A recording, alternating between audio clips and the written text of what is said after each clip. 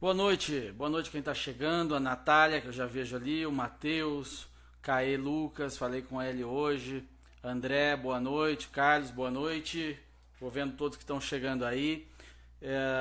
Prometo que eu vou lendo alguns comentários durante a transmissão e lerei absolutamente todos após a transmissão, como eu sempre faço. É um termômetro muito bom para mim, então acreditem, eu realmente leio, respondo alguns e vou analisando o que vocês estão escrevendo dentro do possível. Hoje eu estou fazendo um pouquinho diferente, vocês devem ver que a imagem não deve estar tão boa. Tive um problema com a minha câmera, eu não ando tendo muita sorte com equipamentos ou habilidade com equipamentos eletrônicos e, enfim, a minha câmera quebrou e eu estou fazendo do iPhone direto, sem aquela tarjinha bonitinha ou mesmo com a iluminação perfeita. E a vantagem é que assim eu vejo vocês em tempo real. Ó, o Padre Maurício chegando aqui, boa noite, Padre, a sua bênção para a gente fazer uma transmissão com qualidade, com conteúdo. E vamos tocando assim. Dessa maneira é legal que eu interajo ao vivo, assim, em tempo real, rapidinho, mas também isso tira a concentração, às vezes atrapalha um pouquinho o raciocínio, porque chama a atenção. Mas vamos lá. Eu compartilhei logo durante a tarde, né, uma notícia sobre as eleições na Colômbia, que eu acho importante, termômetro. Não necessariamente que a Colômbia tenha a influência sobre o Brasil, mas na verdade demonstra uma espécie de espírito da época, né, um Zeitgeist da época. Me dei só um instante que eu preciso conectar o carregador no telefone, senão ele vai desligar. Só um minutinho.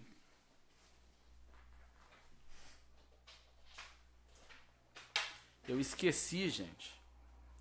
E aí, corta. Ainda bem que veio a mensagem de 10% de bateria e tal. Aqui, ó, vou conectar. Eu estou no iPhone, conectei no carregador. Pronto, agora a gente tem energia. Voltamos a falar. Então, como eu dizia, não que as eleições na Colômbia, a Colômbia tem uma influência sobre o Brasil, que a gente vê o que está acontecendo lá e faz aqui. Não é assim.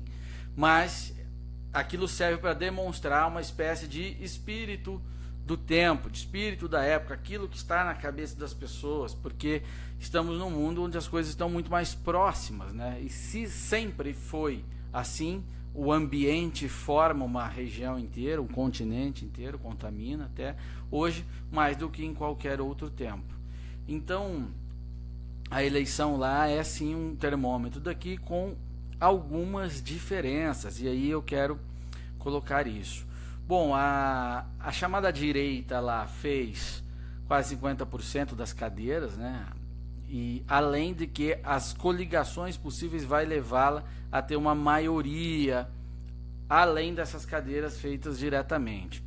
O ponto mais louco daquela eleição, e o que na verdade dá um espírito até fraudulento, não no sentido que a gente usa, que é atribuído às urnas, ao processo de votação, mas não ao processo de formação das cadeiras, ao processo de formação, de ocupação das cadeiras, ou seja, de formação do parlamento. Deixa eu dar boa noite para minha amiga Edna Kogo, que chegou aqui agora há pouco, faz tempo que eu não falo com a Edna, ela é uma pessoa muito querida.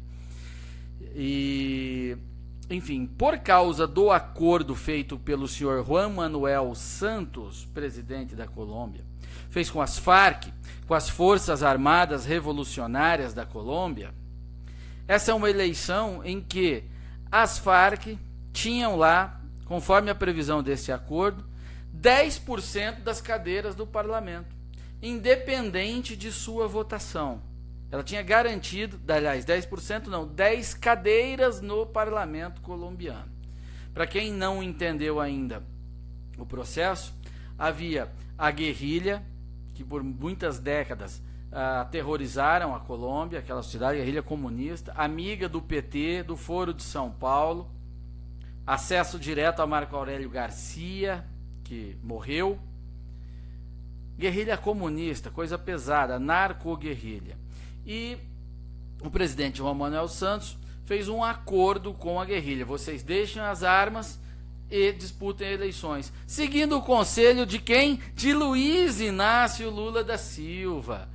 Se vocês procurarem, vão encontrar declarações no jornal de que Lula dizendo que eu já falei para as Farc, vocês têm que disputar eleições e tal, para fazer as Farc seguirem exatamente o mesmo caminho que a esquerda seguiu no Brasil, que foi abandonar a luta armada, o terrorismo diretamente, para ir disputar as eleições e solapar a democracia por dentro. E assim foi feito. Ocorre que esse processo na Colômbia foi muito mais traumatizante do que no Brasil. E houve reação, a população, foi convocado um referendo e a população rejeitou o acordo com as Farc. A população colombiana rejeitou o chamado acordo de paz com as Farc, que na verdade era o empoderamento das Farc politicamente falando. Mesmo assim, o presidente ignorou o resultado das urnas. Esse pessoal é sempre assim, eles fazem a consulta popular, mas só aplica quando eles concordam.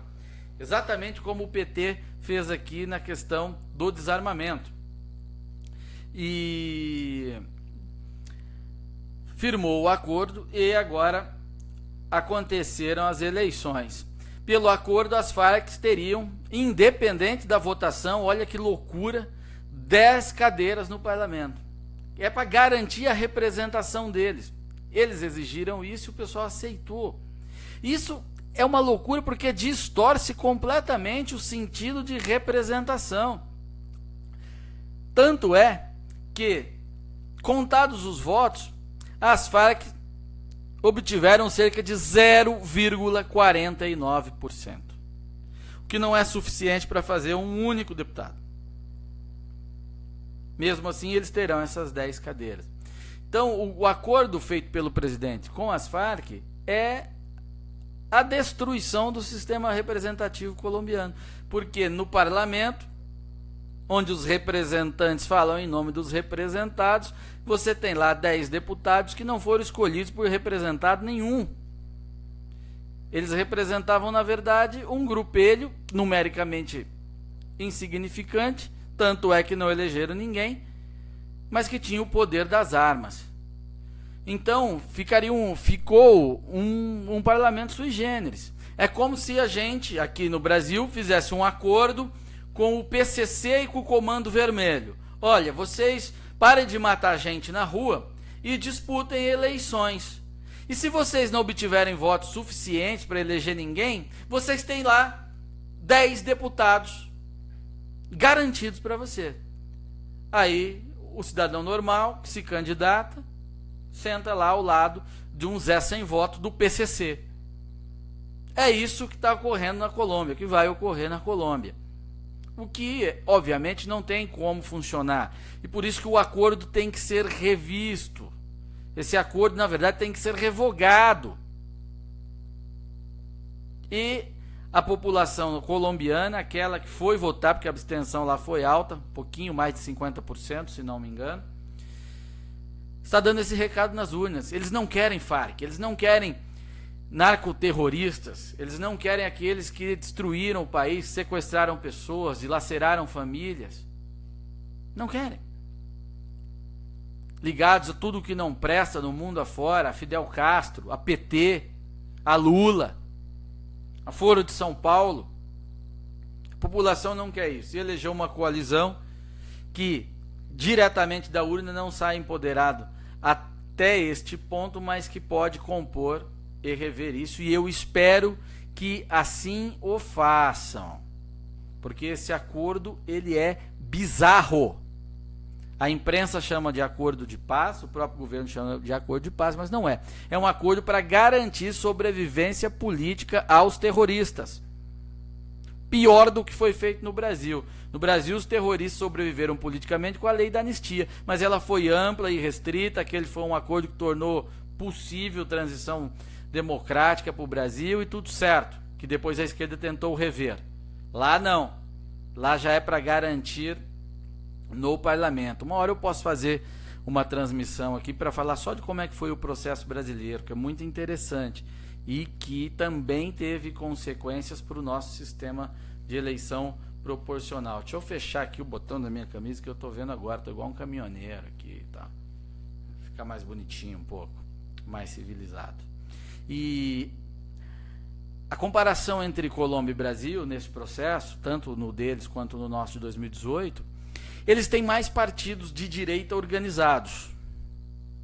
É diferente da gente, nós não temos nenhum ainda. Nós temos os partidos de centro-esquerda, alguns partidos de um centro, de um conservadorismo inconsciente, que não é esquerda, não é direita, é aquele pessoal que chega a disputar a eleição, mas que se a esquerda vencer, ele compõe com a esquerda, se a direita vencer, compõe com a direita, enfim, um monte de coisa. E algumas iniciativas começando, o próprio Partido Novo, o partido se posiciona aí com uma linha liberal, e o PSL, o partido do Jair Bolsonaro, que agora é o partido do Jair Bolsonaro, ele ainda não existe como partido, né? Não é uma filiação de uma pessoa que faz o partido, apesar de um líder popular como o Jair. Isso vai ser construído e vai levar um certo tempo para que essas coisas se solidifiquem. Tem o PSC, que deveria ocupar esse espaço, porque já existe há mais tempo, mas até hoje não conseguiu ocupar. Eu espero que venha ocupar um dia também.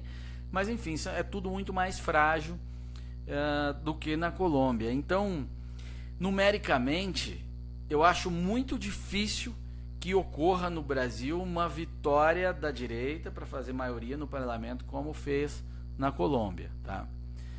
É claro que vai haver ponteiros da direita que vencerão a eleição, então pode ser até significativo e pode conduzir o processo à direita, caso a eleição de um presidente também representante da direita ou de ideias mais à direita no executivo, porque no Brasil é assim, o poder executivo ele acaba dando a tendência, mas de qualquer maneira não espero que seja tão numeroso quanto lá, tá? Nós ainda não temos tantos candidatos assim, aliás temos mais, mas apesar disso temos mais candidatos do que o nosso grau de organização consegue comportar. Então vai haver um processo um tanto autofágico, pessoas com alguma representatividade podem perder a eleição e não ter representação nenhuma, mas indica sim uma tendência. Note que toda a agenda dos candidatos, exceto aqueles que enxergaram um nicho na esquerda ou na extrema esquerda, toda a agenda dos candidatos fora disso, ela passa pela discussão de ideias de direita, seja de reforma do Estado, diminuição do Estado. O próprio Bolsonaro é muito cobrado sobre a posição dele em relação a privatizações, tamanho do Estado, privilégios, uma série de coisas, e o que isso é muito bom, porque mostra o espírito que nos tomou neste momento, e que ele é um tanto cíclico. Na Europa, onde o debate é mais maduro, onde isso existe há muito tempo, e eu não estou falando do maduro da Venezuela, estou falando do maduro de maturidade, esse ciclo ele acontece. Ora, a direita alcança o poder, reduz as coisas no sentido de reduzir o Estado, impostos e tal, o país se reorganiza, aí um populista de esquerda cresce prometendo tudo pro povo, vem, estraga tudo novamente, por um tempo as pessoas ficam felizes, depois a conta é apresentada e aí alguém da direita tem que subir para consertar de novo, e essa faz parte da tensão, e isso vai deslocando o eixo referencial para um lado para o outro, exceto quando forças, bati na câmera aqui, deixa eu consertar, algumas forças terríveis e ocultas acabam interferindo no processo, e ultimamente tem acontecido, e eu estou falando de gente como Jorge Soros, que financia organizações de ativismo político que distorcem as eleições, que distorcem o cenário político dos países. Jorge Soros, ao financiar ONGs que pagam por intelectuais, pessoas que trabalham, que representam essas ONGs, essas pessoas acabam dando entrevista em programas de televisão e acabam tomando conta do debate, e assim o debate acaba sendo reduzido a uma determinada banda. É só vocês verem os programas da Globo News. Tá lá a mocinha do Instituto Igarapé, Tá lá o rapaz do...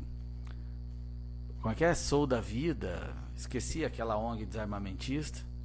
Viva Rio. Tá lá, Sou da Paz, né? Tá lá o pessoal do Sou da Paz, todo esse pessoal aí. Eu não quero especificar eles, porque eu não peguei os relatórios. Mas funciona assim. Então essas organizações recebem dinheiro, fornecem os seus intelectuais para o mercado e eles tomam conta do debate e vão deslocando o eixo do debate para o outro lado. E a gente, nas redes sociais, na mídia alternativa, eu no meu caso também numa mídia convencional novamente, porque sou comentarista do SBT no Paraná, infelizmente apenas em rede estadual, gostaria que fosse em rede nacional, mas não é possível.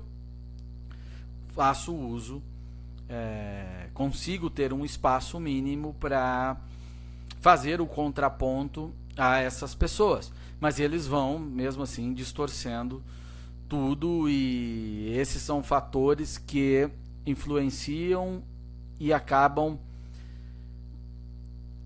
tornando artificial este ciclo de desgaste que eu acabei de explicar, que ora sobe a direita, reduz o Estado, depois vem a esquerda e atrapalha tudo novamente.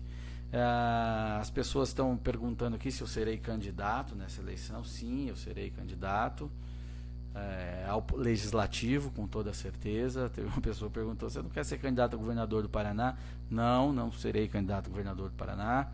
Serei candidato ao Poder Legislativo, com toda certeza.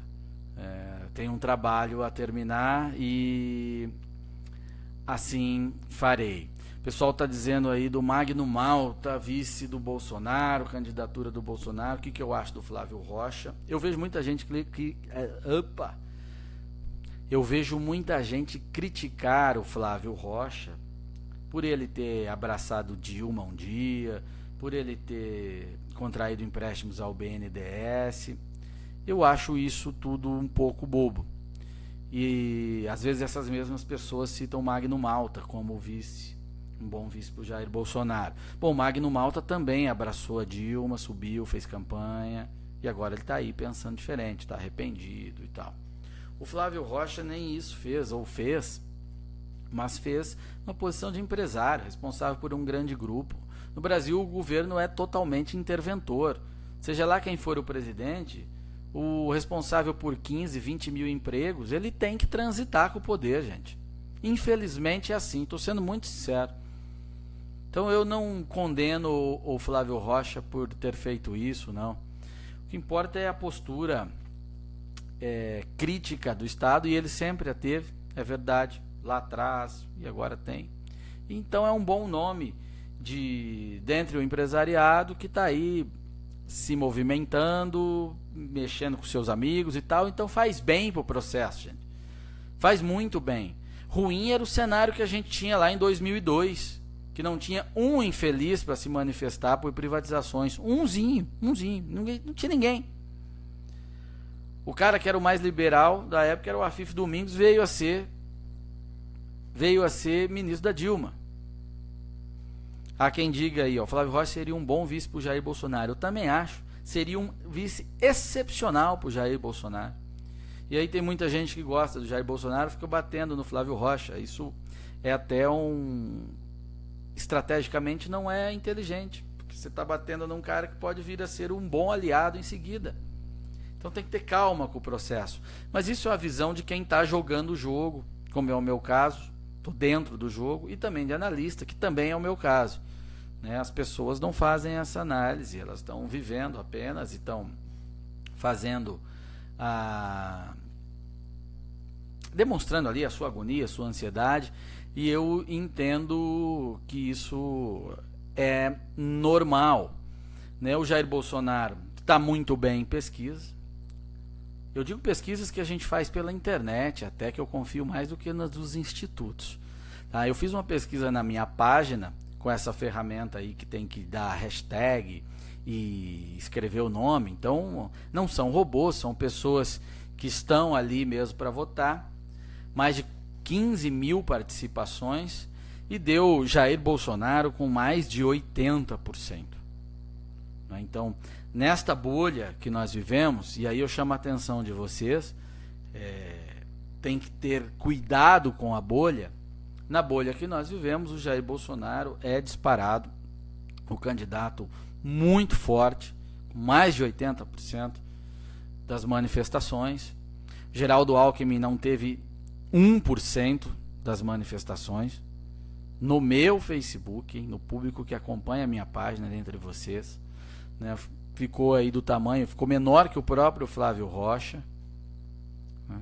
O pessoal está falando do Levi Fidelix, não leva o Levi Fidelix a sério.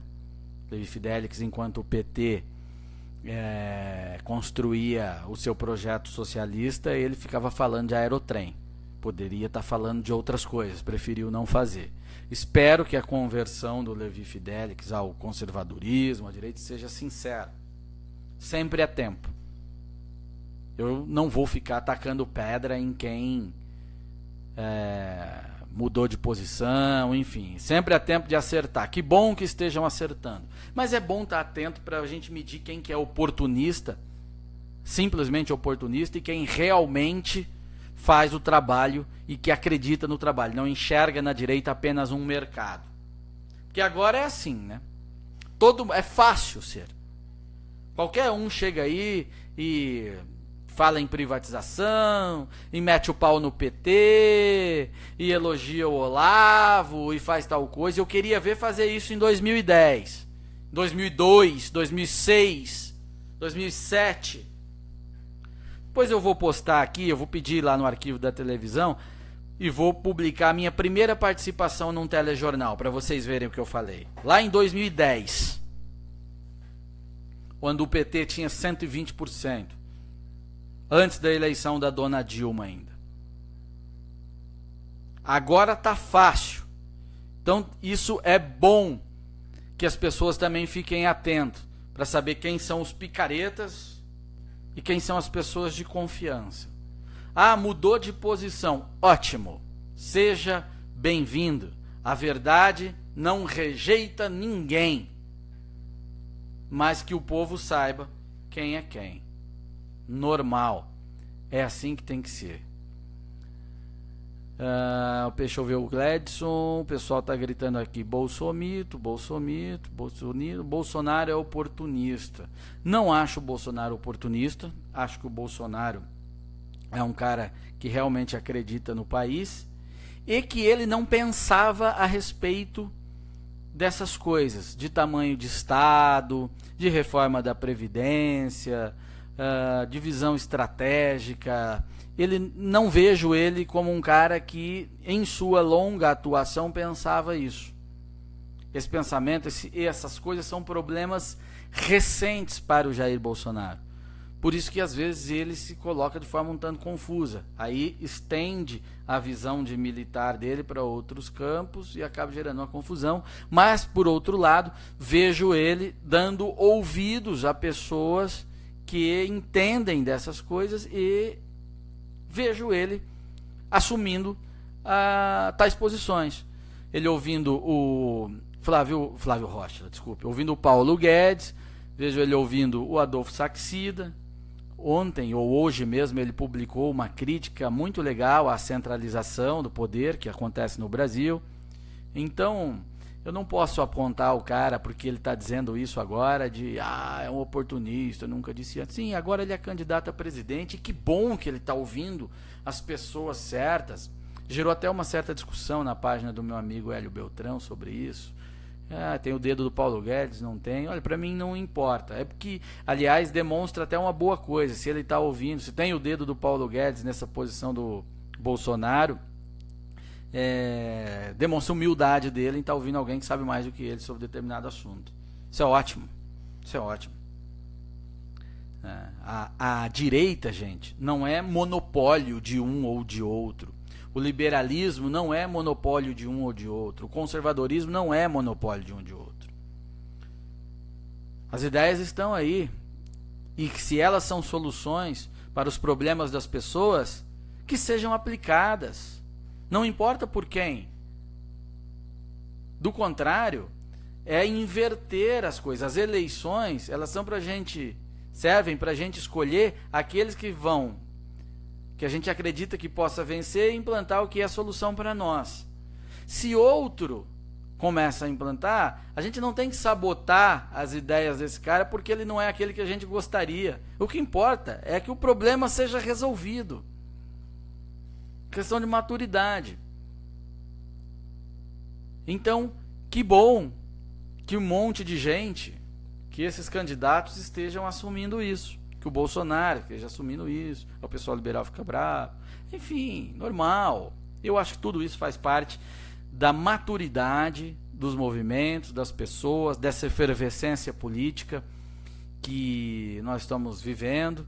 Vejo agora que acabou de chegar meu amigo Marcos Villanova, um cara de ponta, maravilhoso. Faz tempo que a gente não toma um café, vou fazer isso. Outra pessoa perguntou se eu vou ficar no PSDB. O José Leite está dizendo sair do PSDB. Sim, eu sairei do PSDB. Eu já anunciei isso, já comentei isso em outro momento.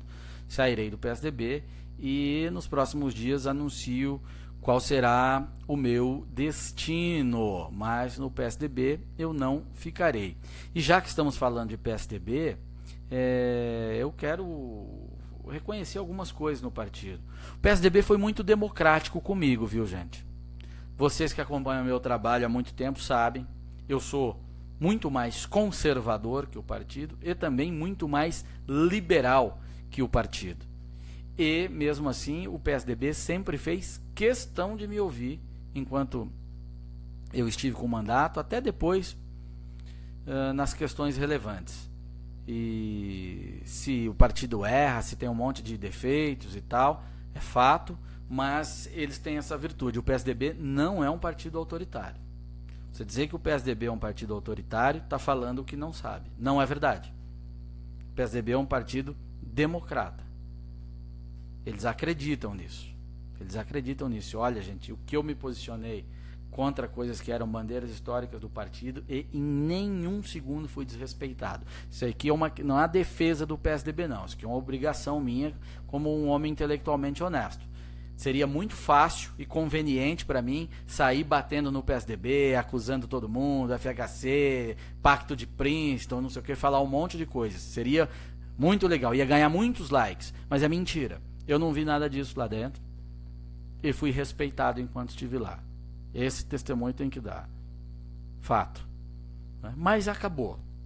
Eu quero sair de lá e construir alguma coisa em outro partido que venha a ser um partido que ocupe esse espaço, que tenha uma postura doutrinária da banda liberal / conservadora, que é o que eu acredito.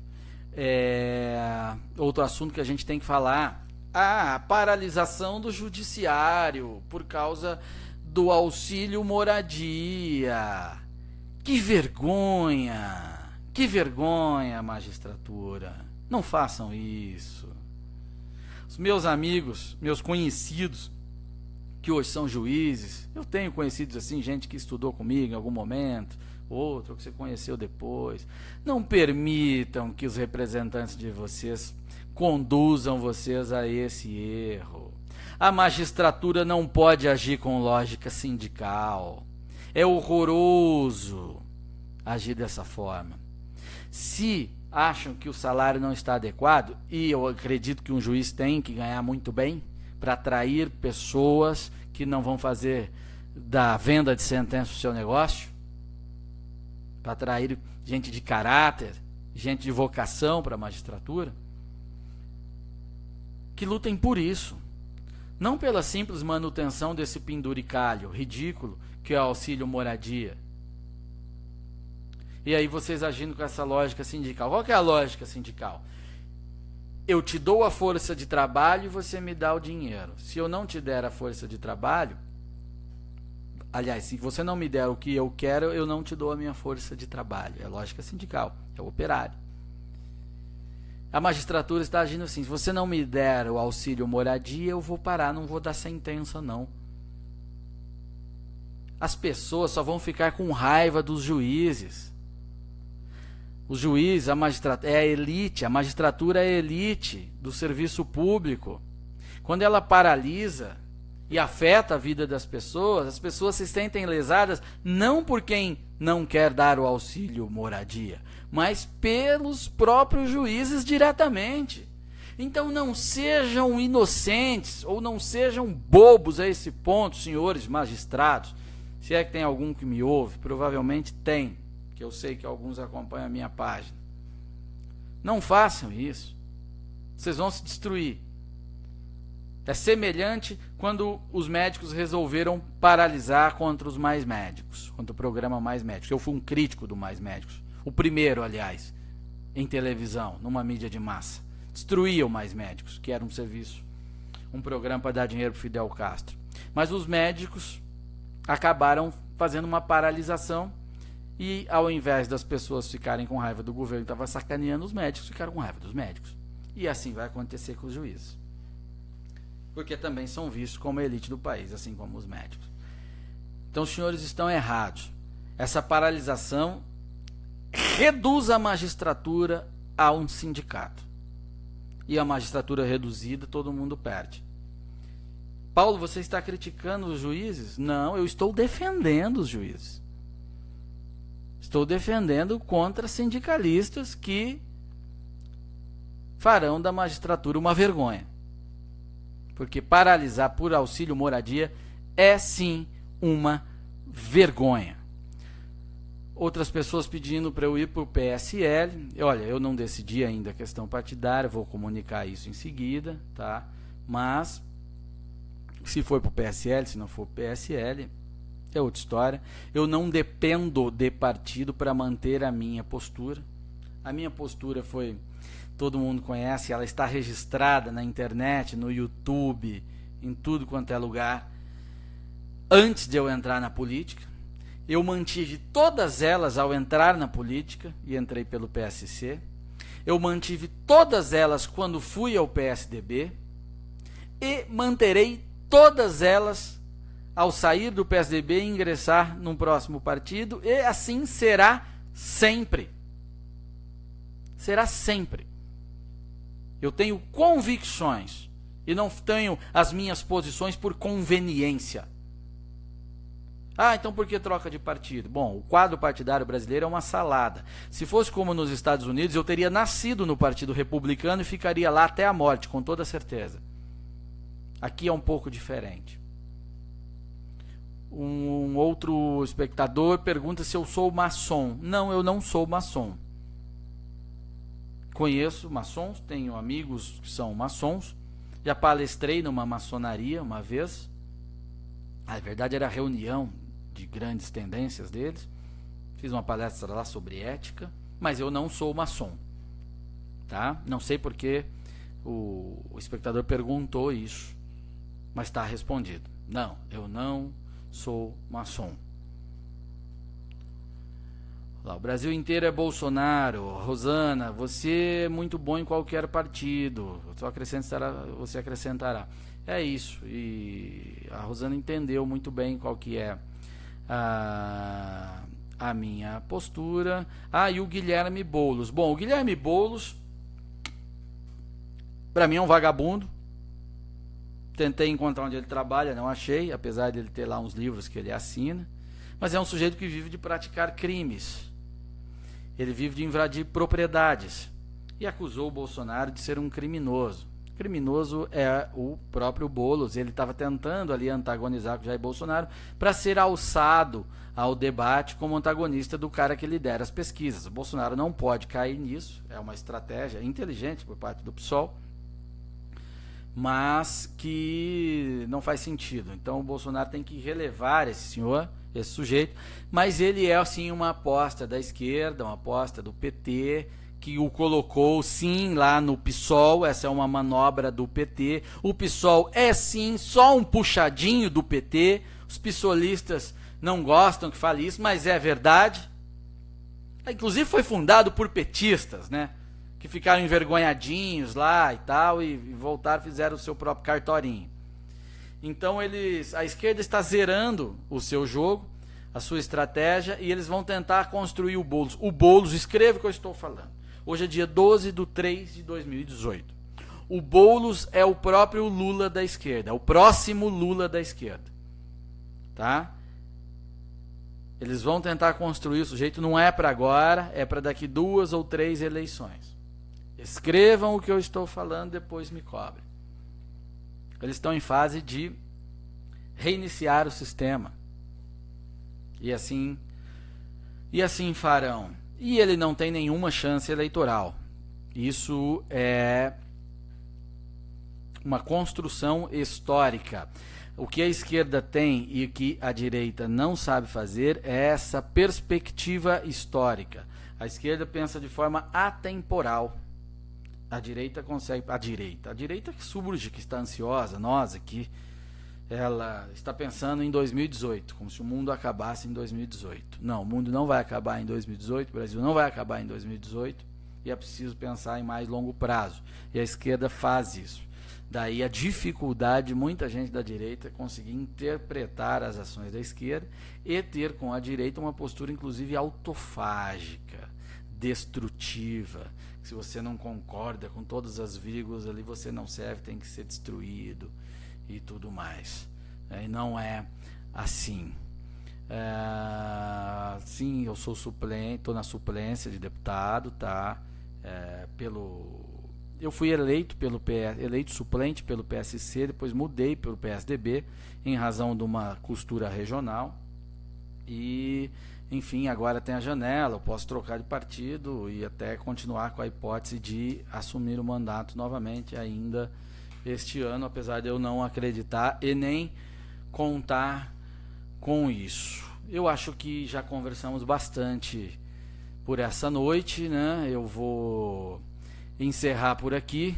Agradeço a todos que compareceram, a todos que compartilharam, que acompanharam, que comentaram, tá? Eu vou ler todos os comentários em seguida e aguardo vocês para uma futura transmissão, provavelmente ainda nesta semana, ok? Um abração, estejam alerta sempre, aprendam a discernir, a diferenciar sobre quem é verdadeiro e quem é oportunista, mas também não condenem aqueles que aderem à verdade. A verdade, como eu já disse, assim como os livros, não rejeita ninguém.